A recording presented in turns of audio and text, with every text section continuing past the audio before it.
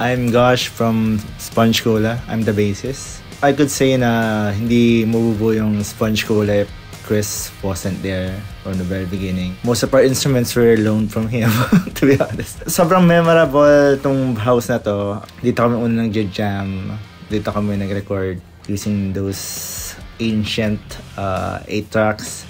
I remember fondly before when hindi pa kami as professional, we got to use Chris's family van for gigs. Tapos maabot kami ng Batangas, like mga long road trips, ganun. Natatouch ako every time na parang he doesn't have to, pero hinatid niya kami lahat sa bahay namin, ganun.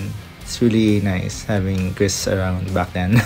I'm actually excited na finally makakolab ko na rin si Chris. Kasi nauna na yung mga kabanda ko, like si Ormo sa Seated. Si El, meron siyang video with Chris doing the Power Rangers thing. So ako na rin wala pa. So, yeah, finally.